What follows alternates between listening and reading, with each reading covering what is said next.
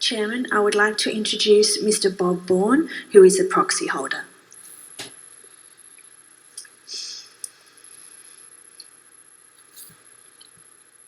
Thank you very much for the opportunity to address you and your fellow directors. Yes, I've had the opportunity by going to Canberra and to have a meeting with Mr. Coman and exchange views, and subsequently met with Mrs. Coman, Cohen, Roberts and Ms. Schraub. It was sort of like my little gang of four and your gang of four. We finally received the information of a witness statement by Mr. Coman. We were examining it, and to our surprise, we found a significant flaw, and I would ask you to give me permission to talk to Mr. Apt, who is your risk management person, where we can have a meaningful discussion about figures, tax returns, and the ability to review, because in all the time, the 16 years that I was a model customer, not wanting to be a model litigant, that I can explain to him where those executives, and there's been 8 of them, have done me over. And I'd appreciate that. Secondly, I had the opportunity of reading most of the board's annual report, and I'm still at a loss to find out from the board where the board has apologised to the shareholders on what happened with the senior executives during the shareholders over.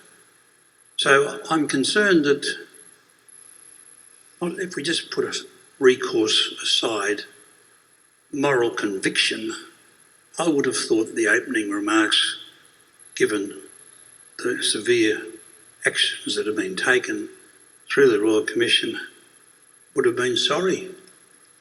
Now, we're not talking about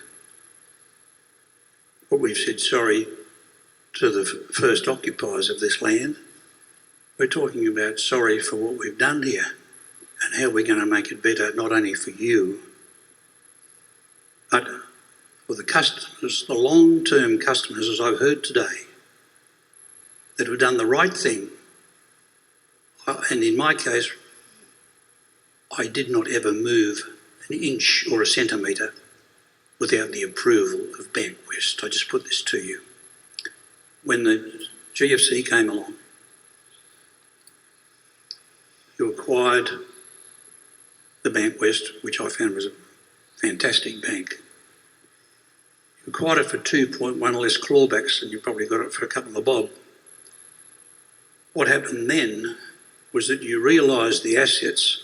This is Senator Wacker Williams' review, not mine.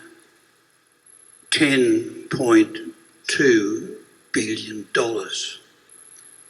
In my assessment, Madam Chair, this is the biggest money heist since Captain Cook. So for you to just address some of my obvious concerns and give me the authority to talk to Sharish, given he's successful in his nomination today.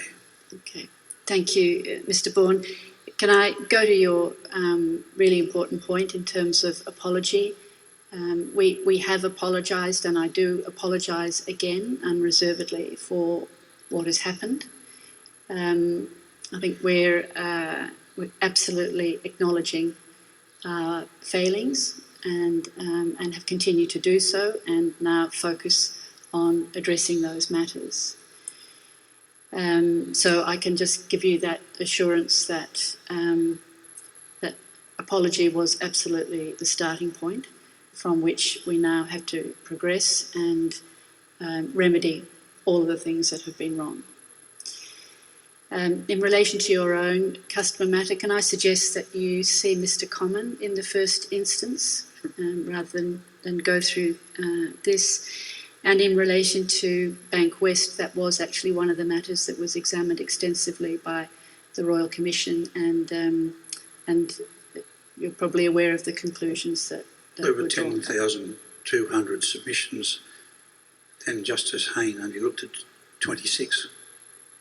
Yeah. So, as I'm saying, the Royal Commission did actually look at that.